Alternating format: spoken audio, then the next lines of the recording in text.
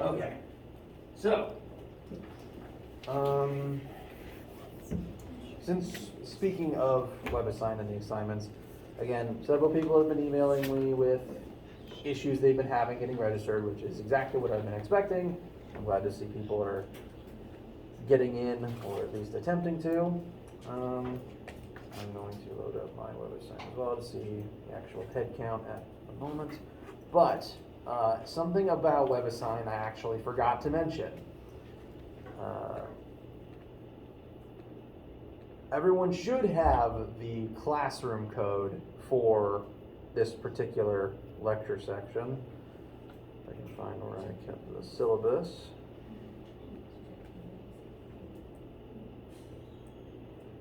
Within the syllabus, which is on Brightspace, and if you want, you can also just copy this number down directly if you still don't have it. This is the class access code, and if you go to just the WebAssign website,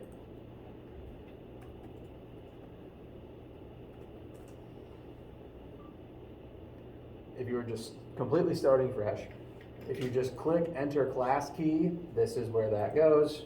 I don't have a copy yet, but you put it there, and then it will ask you to make an account. You create your account. If your account doesn't already have access, it should offer you a, I think, 1 month trial period, because I know some people are waiting on their access codes because they ordered them with books. The access code is such that the trial period is such that everyone can get into the class and start the class, even if they're still waiting on their book. I will still be helping people with this via email. Is anyone still having major issues with it? Whoever sneezed. Well, I didn't order like the actual book. That's fine. You don't have to necessarily. But I haven't gotten the access code. The class code? No, like just like the one from the bookstore. So, Okay. Yes. And it's like all digital. Again, that's one of the things people have been talking to me about, which, again, if you just follow this chain of pages and put the key, create the account, in the past, there has been the trial period so that you can at least begin it before your code gets in. If for some reason that's not working, please let me know, because I have had to complain to the people who own this service before to make them act right.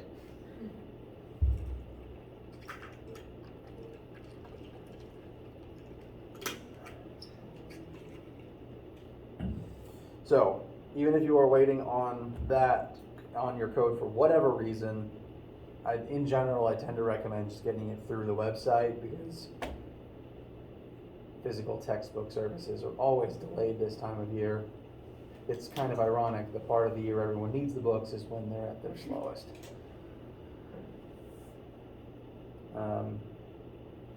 But between being able to buy it through the website and also the trial period, everyone should be good. And I will begin posting the first assignments, but I'm not going to make them due until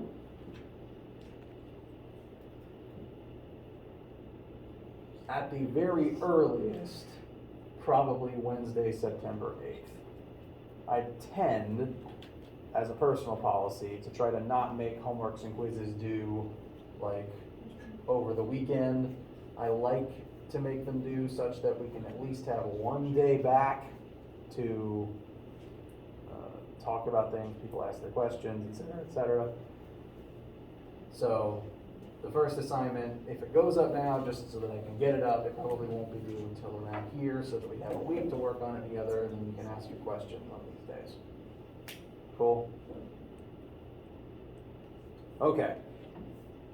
So, let's talk a bit about physics.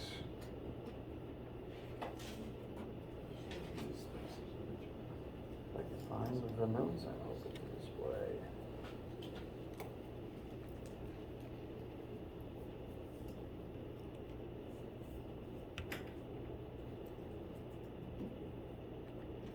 Okay. Now, until this class, or possibly 1400 if you took that, how many of you have never had a physics class before? Okay. That is about on par with what I've seen in past classes. Now, that doesn't mean you have not done physics, because granted, physicists are kind of biased, but we tend to think that physics is arguably the oldest science, because for as long as humans have been cognizant of their surroundings, we've been studying the universe around us. Granted, it might not have been until about the time of Newton that physics, like the term physics, was applied to a field and the use of algebra and calculus put to it. But you know, we've been studying this stuff going back to the very first time anyone saw something or picked up a rock. And just because Newton might have been the first person to write a paper about gravity doesn't mean we didn't always know this happens. And we've been trying to figure out why since the beginning.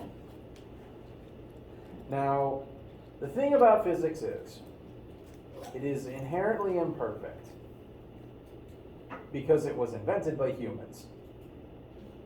The universe around us was not invented by humans, but every single thing that we're going to talk about in this class is a thought that a human being had.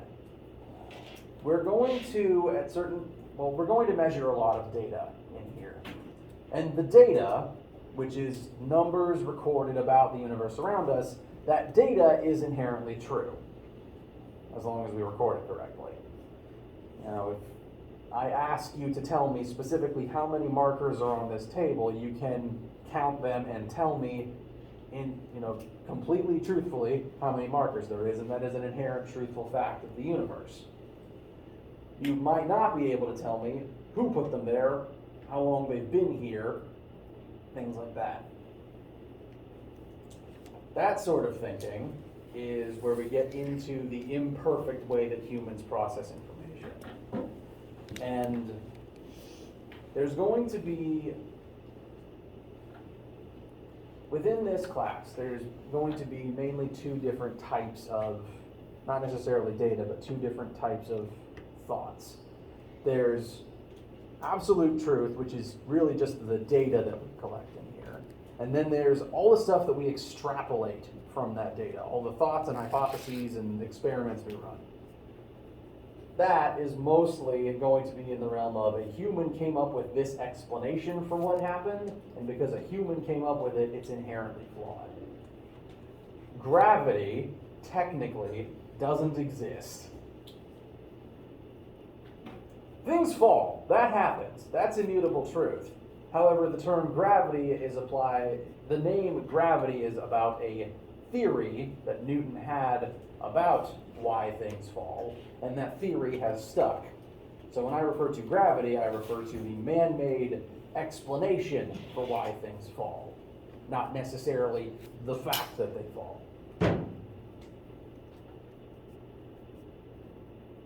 How does this sound and feel so far? Okay. Now, science has always been this way, and I find that science is at its best when people are willing to admit that it is imperfect, and when we are willing to admit that we get things wrong. Within physics, there's a rather famous story of what happened when we got things wrong. Who has heard of the planet Vulcan? Now, to anyone who just nodded and raised your hand, are you thinking exclusively of Star Trek? Okay, at least one person said no. I'm impressed. So, within physics, there are some very important names that are going to pop up again and again and again. Who's heard of this guy? Okay, good. So Sir Isaac Newton is kind of like the man who codified what physics is, and he invented calculus to be able to do it. At least that's how the legend goes. And yes, physics has legends. And what Newton did, Newton's understanding of the physical world around us kind of defined how we understood the universe for hundreds of years. Newton's work into what I would call linear mechanical motion, Newtonian physics, became the backbone of physics and therefore most of science for, again, the past 1,000 years. And all of his math, all of his equations and formulas worked perfectly for everything we could observe on planet Earth. And we were able to track most of the planets through our solar system, like figure out where they would be every night using Newton's formulas. The one place that didn't work was trying to track the position of Mercury.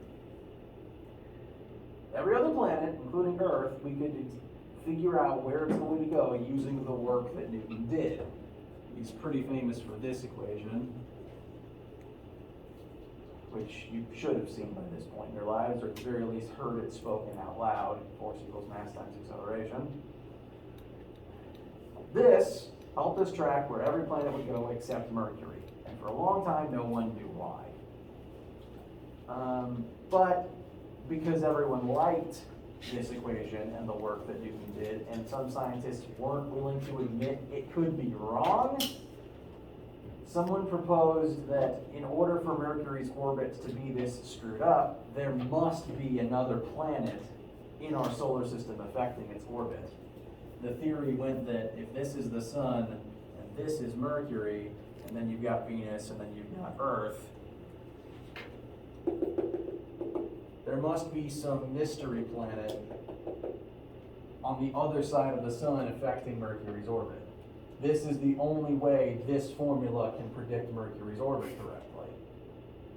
And without doing any experimentation, without doing any research, without really any thought for the fact that this formula might be flawed, for a couple hundred years, I think, people just assumed, yes, this planet exists. It must for science to work as we want it to. And because all of our planets have to have a Roman name, they called it Planet Vulcan, which the creator of Star Trek did end up referencing when he created the Vulcans within his series.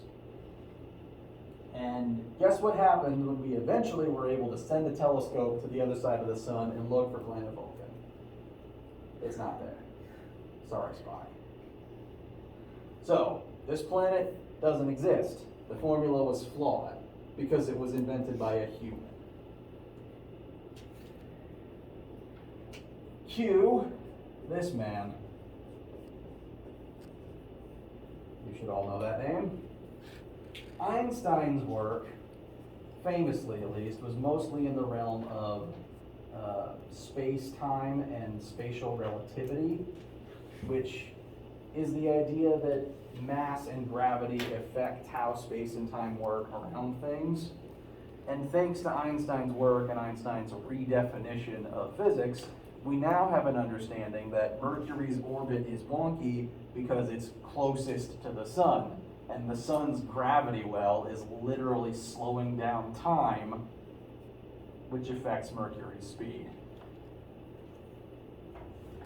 Which is not anything you're going to have to worry about calculating in this class. I just think that's really cool. So, physics is inherently imperfect. The jumps and advances in science have been happening exponentially faster since the internet was invented. But every century or two, some new big name comes along and helps us redefine everything we know, and science gets a little bit better. And every field does that. I mean, even about 1,000 years before Newton, we had a bunch of Greeks saying, yes, the entire world is made up of earth, air, fire, and water, and it took us 100 years to get past that idea. So, science is flawed, but we're doing our best, and I lost my train of thought already. We're doing our best, and we in this class are going to do our best, and I'm going to help you again try to unlock that understanding of all the stuff you've been watching your whole life, and then figure out how we can meaningfully use it in our day-to-day lives. And, okay, there's the clock. Good. That's broken, and the clock is not in the corner of my screen I want it to be, but I found it. So, I've already talked about most of this. There we go. Now, you've also seen this before, but it's important to write down, probably at the start of every science class for the rest of your lives. Science was invented by humans, and to make sure that we are doing it as best as we can, we develop the scientific method to definitively say if something is a science and how we should go about doing it. We're going to briefly look at the steps of the scientific method. One, so that you can write them down and just have them at the front of your notebook. And two, so that we can make sure that all of our experimentation in this class is definitively scientific and that we are doing it as best as we can. And as long as you follow these steps, anything can be science. Within, I would say, academic circles, there tends to be a spectrum of objectivity in which most fields of study end up ranked. And from most objective, meaning fields that have the most facts and the least room for interpretation, we start with pure math, then physics, then physics is applied math, chem is applied physics, bio is applied chem, then applied biology, we get into the realms of things like psychology and sociology. I'm just going to call that socio. And then things get kind of fuzzy and you eventually end up at art as the least objective and the most subjective discipline, because it's entirely up to human interpretation. But as long as you follow the scientific method, any and all of these can be studied scientifically, even this one, to a degree. So, you should have seen these steps at some point in your life. In order to do science, so the steps that we are going to be taking for as long as you are taking this class and any other class in this building, to do science, you must first observe the universe around you and then ask a question about it. Rather famously, Sir Isaac Newton observed an apple probably falling on his own head and asked, why did that happen? Well, it probably happened because he decided to nap under an apple tree, which is asking for trouble. But why this? Why does that occur? You make the observation, and then you want to know something about it. Next thing you do is perform research. Has anyone else already tried to answer this question? Frankly, you guys do this every day of your lives since we have supercomputers in our pockets. Any single time you thought, hey, what is blank, or how does blank work, or where can I find X? You pull out your phone, you type into Google, and you find an answer. That's research. You're all scientists. Congratulations. It's important to do research because if an answer already exists, you don't want to waste all of your grant money finding that answer the old-fashioned way. But you do research to see if there is already an answer to your question, and based on what you find, you can form your own hypothesis about the question you originally asked. The term hypothesis is important. Hypothesis refers, the definition of hypothesis that I would give you is an untested idea. You've made your observation, you've asked your question, and the hypothesis is just the first possible answer that pops into your head. You haven't tested it yet. Maybe you can't test it. It's just an idea. But once you have your hypothesis, you can figure out how to test your hypothesis. In order to do so, you have to perform an experiment and collect objective, measurable data, because again, the data is the only true thing you can actively measure, and everything else is interpretations from that data. That means for your hypothesis to be able to move past this step, you have to be able to experiment on it. Perform an experiment to collect data to either prove or disprove said hypothesis. Once you have your data, you examine it, see if it supports your hypothesis or not. If your hypothesis is not supported by the data, you go back to your hypothesis, revise it, and then repeat steps 3 through 5. If your data does support your hypothesis, then you keep testing it repeatedly still, and if your data keeps supporting your hypothesis, you start telling people about it. In the past, this was very difficult because the only way you could do that was A, scream into the streets and hope there were other scientists present, or B, write it down, publish it, and hope other scientists would find it and read it. For most of human history, that was a very slow process, and it resulted in a lot of big, heavy textbooks, which we still have to carry around. These days, again, internet happens a lot faster. Once you share it and other scientists see your hypothesis, see your data, and they start doing their own experiments to find if they can support the same hypothesis, they're going to do that. And if enough people look at your hypothesis and their data supports it, it becomes a theory. A theory is a hypothesis that has been tested repeatedly, and many people believe it has the potential to be true. So, hypothesis is one person's idea. Theory is an idea shared by a bunch of people with data supporting it. Eventually, after hundreds of years and hundreds of journals and lots more heavy textbooks, if basically every scientist thinks, yes, this is true and all of the data for the past 2 centuries supports it, then we call it a law. But again, that means that the laws of physics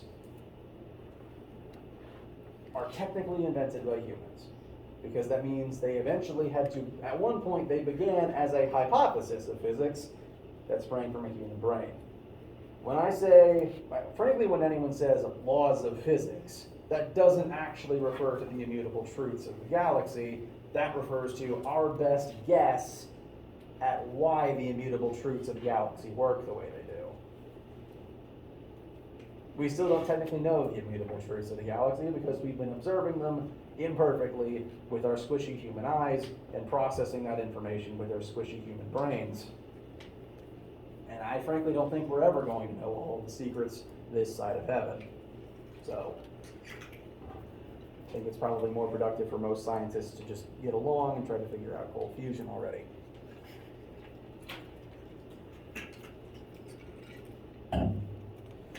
So, laws of physics, technically human-made. The universe exists, we're still trying to figure it out. It also means that if you cannot test your hypothesis, if you can't definitively collect data about your hypothesis, it can never actually exit the hypothesis stage. There's a lot of things within science that people call theories and call laws that you technically can't call theories and laws because you can't test them. Like on Earth, it's very hard to test things about black holes, for example. No human has ever actually observed or experimented upon a black hole, or a wormhole, or quasars, or frankly most things that we talk about in space. We have some data, but very little experimentation. So, laws are technically not facts. They were developed by humans.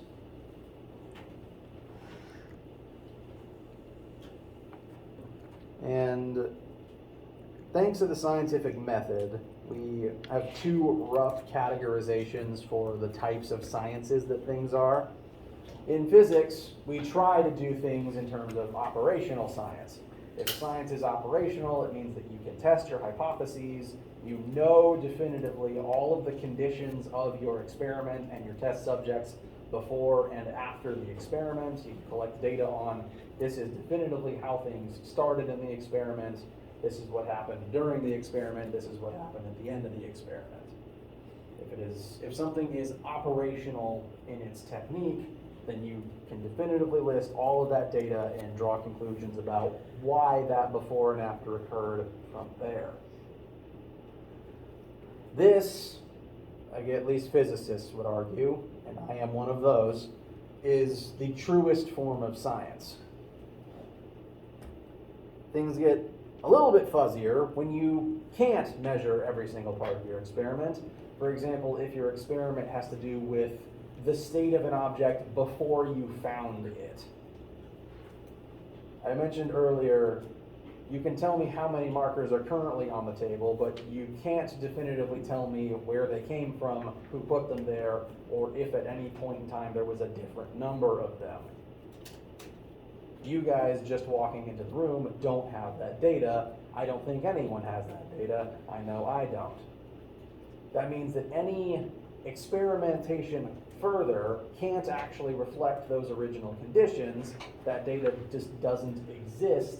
And so any thoughts about the state of these objects before we began measuring is in the realm of historical science, sometimes also called predictive science. These sciences are, again, some people would argue, less scientific and a lot fuzzier. Things like trying to predict the weather falls within this realm of science, which is why the weatherman is always wrong.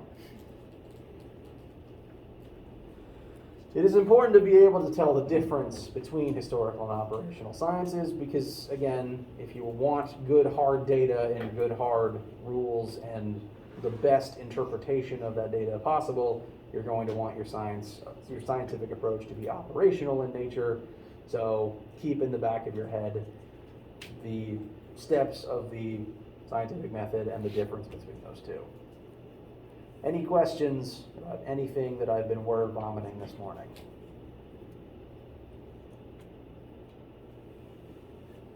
Okay. I have been talking for approximately 30 minutes, so now's a good time for a break. Fill up your water, go to the bathroom, do what have you, and when we get back, I'll make sure everyone remembers this stuff. And then we'll start talking about vectors.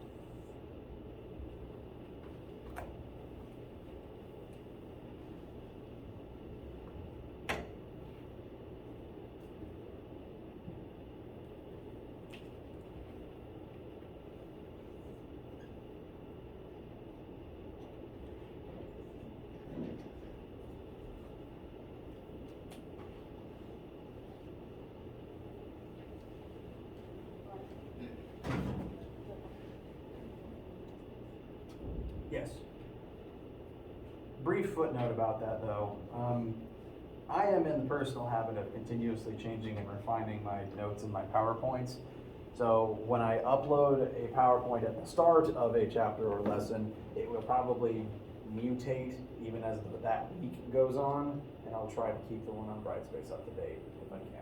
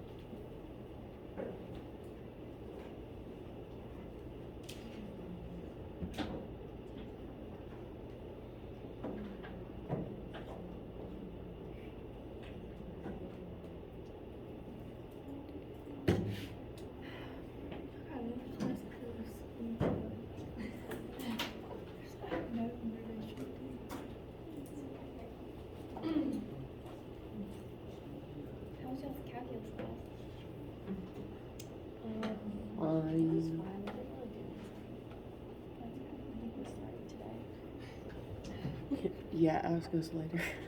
Yeah, literally.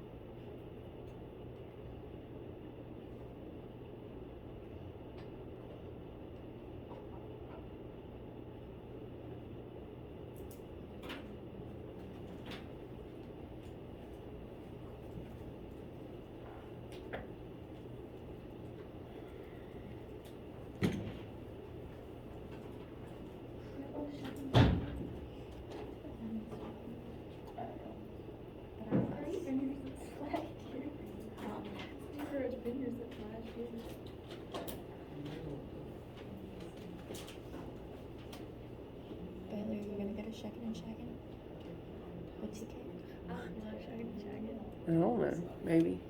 Are you going? Yeah. Every year. Oh, God. So really just depends on if he wants to go, honestly.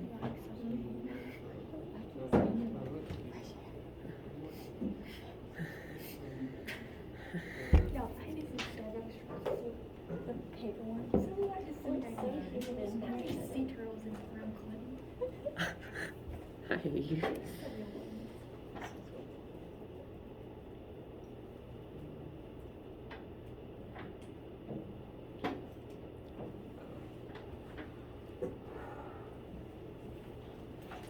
How's everyone doing? Good. Delightful. Any questions or random thoughts before we continue?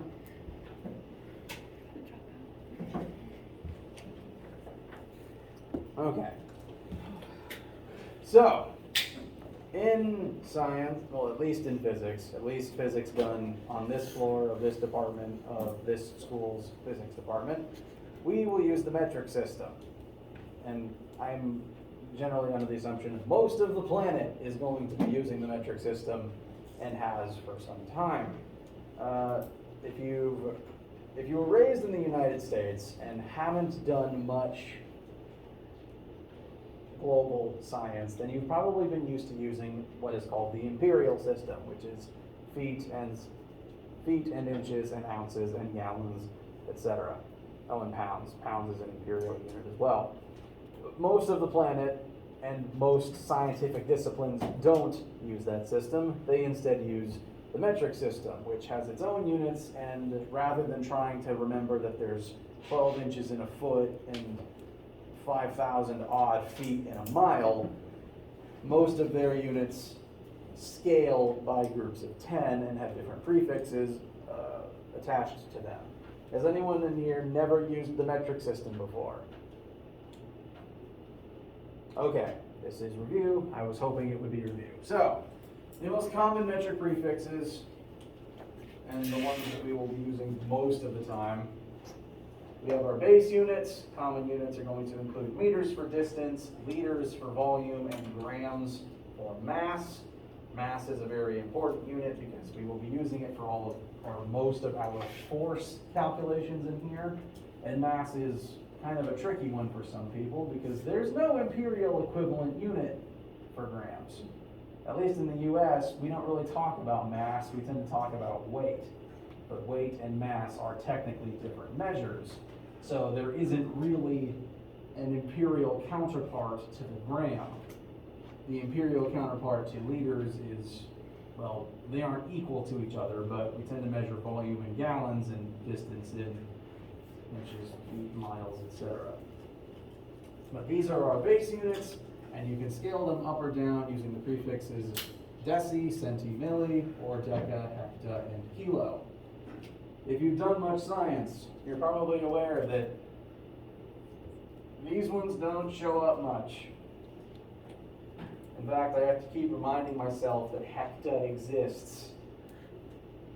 So most commonly in here, we're going to have base unit, kilo, centi, and milli. There are prefixes bigger and smaller than that. After a while, scientists got kind of sick of having to name one for every unit of 10 and started naming them after every unit of 1,000.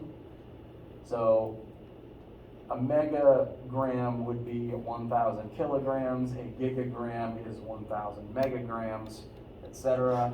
Meanwhile, in the opposite direction, a microgram is 1,000 times smaller than a milligram, and a nanogram is 1,000 times smaller than a microgram. Some of these units will show up from time to time.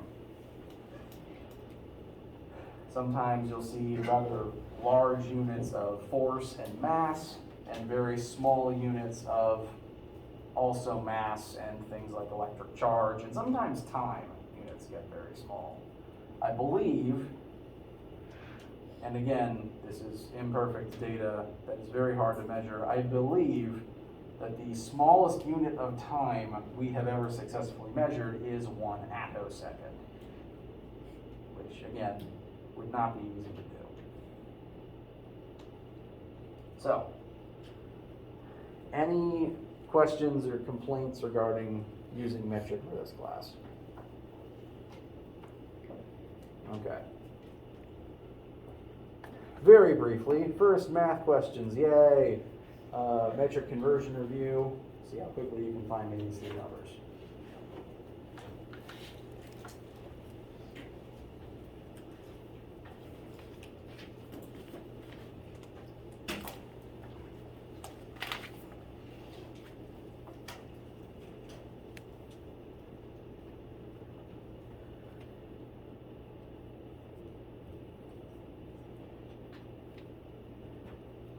Fun fact about me, I'm always losing my limited number of erasers. Is there even one in here?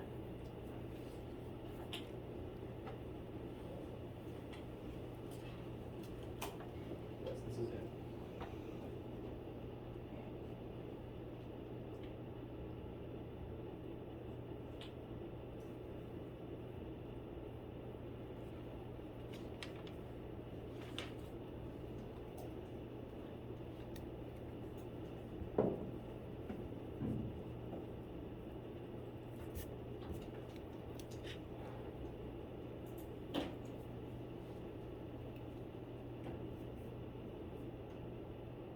What are we getting so far?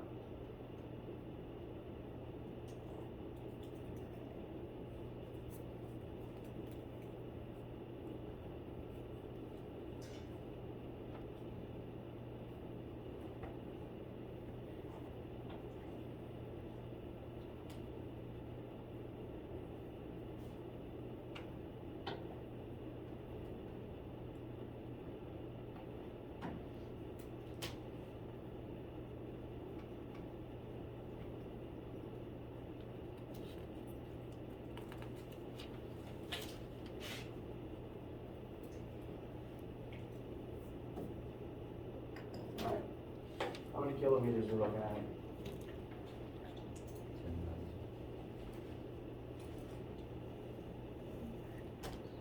Not quite. So the reason that I write this is sometimes you just want a simple physical way of doing it, and I draw this so that, again, if you want a physical way of doing it, you can sort of physically hop between the measurements. If you start at meters and then want to go to kilometers, start at your base, and you're going to jump your decimal point 1, 2, 3 times in that direction. So 1, 2, 3, it would actually be 0.01 kilometers. A kilometer is bigger, so there'd be more meters fitting into a kilometer. Then, centigrams to kilograms. Centigrams are smaller than kilograms, so the number should get smaller. So if we start at centi, 1, 2, 3, 4, 5 places over.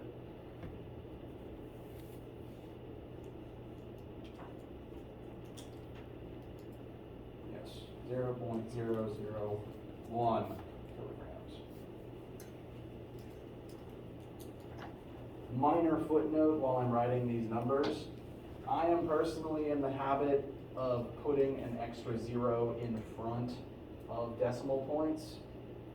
I do this so that it's a little more visually obvious that this is one whole number and that the decimal point isn't just a period from a previous sentence.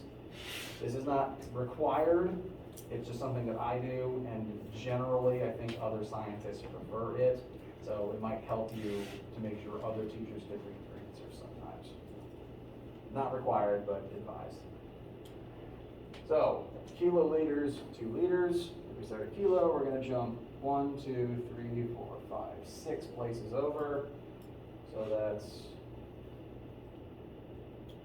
yeah, the decimal point's there actually. So 6 zeros tacked on to 1,000. That's going to be 1 billion.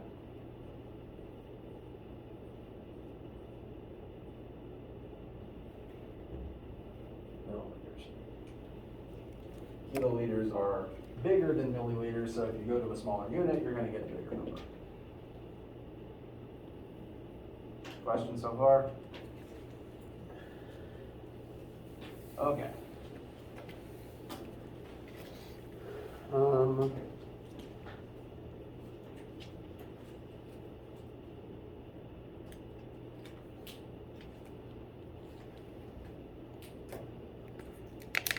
Now, very briefly, and just a little bit more conversion practice. These two quick questions are not actually metric conversions. These are conversions between different units that measure the same thing. So, seconds is the established universal metric unit of time, but at a certain point, if you measure everything in seconds, your numbers are going to get enormous. So we also have other units of time, like days. So just as, again, very minor review. And to show you the way that I write conversions, because everyone has their own method, and you're allowed to have your own method. You don't have to copy the way that I write all of my stuff, or you don't have to do it the same way. I at least want to show you the way that I do it so that it visually makes more sense when I'm doing it in the future. So, how many seconds are in one day? We're starting with a unit of 1 day. I do my conversions what I call railroad style. So I literally draw, it's not exactly train tracks, but that's the closest representation that I have. 1 day, I want to turn 1 day into 1 second. So I'm going to ultimately be multiplying 1 day by a fraction 24 hours over 1 day. And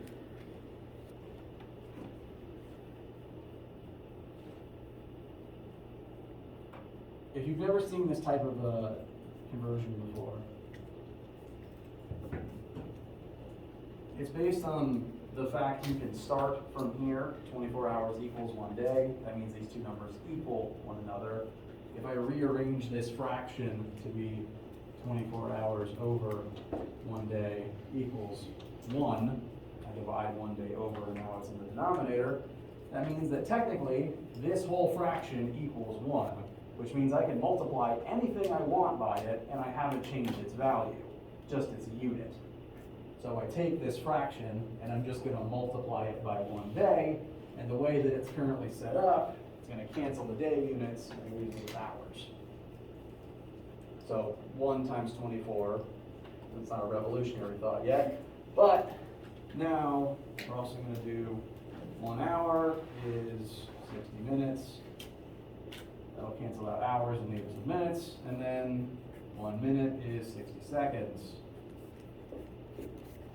So using this method, I would just multiply 1 times 24 times 60 times 60.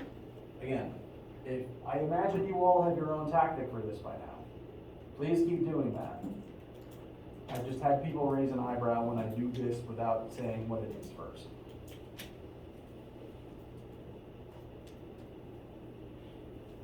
So how many seconds is that? 86,400. Thank you. This number won't come up a lot. There is a slightly more common number that will show up though.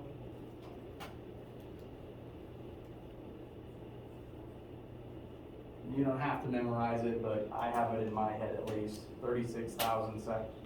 3,600 seconds is 1 hour, 60 times 60. It shows up often enough that it's ingrained in my head.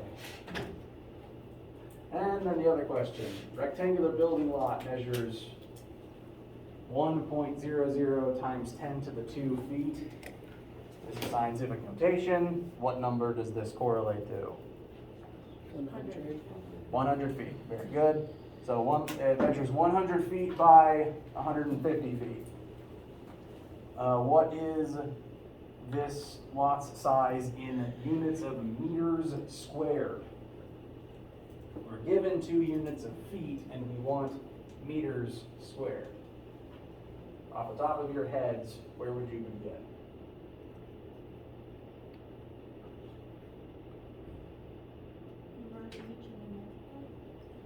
that is what I would do, yes. There's kind of two paths you could take. You've got feet and feet.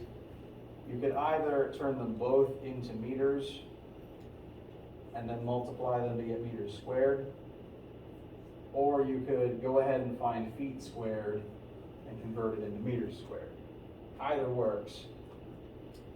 I tend to take this pathway, but I want to show you the other one to help avoid a minor conversion issue that pops up from time to time.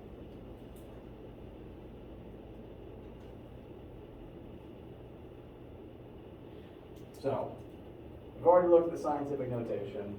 The square lot is 150 by 100. Oh, sorry, rectangular lot.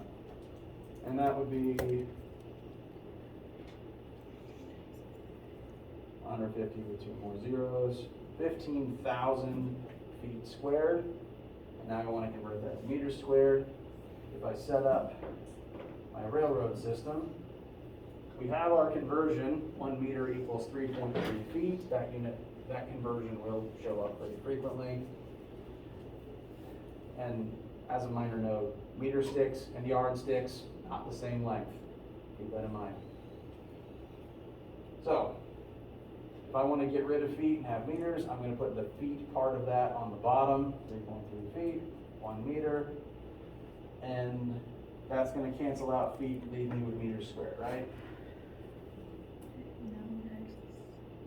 Not quite. Good catch. This is feet squared, which is feet times feet. Dividing that by feet once still leaves me with one of those feet. So if I just did this, the final answer would be feet times meters, which I don't think anyone wants. So you have to do it twice. At least my railroad method would involve putting that step there twice. That would cancel out both of the feet and leave you with meters times meters. This will come up pretty frequently when we're talking about things like acceleration, because the most common metric unit for acceleration is meters per second squared.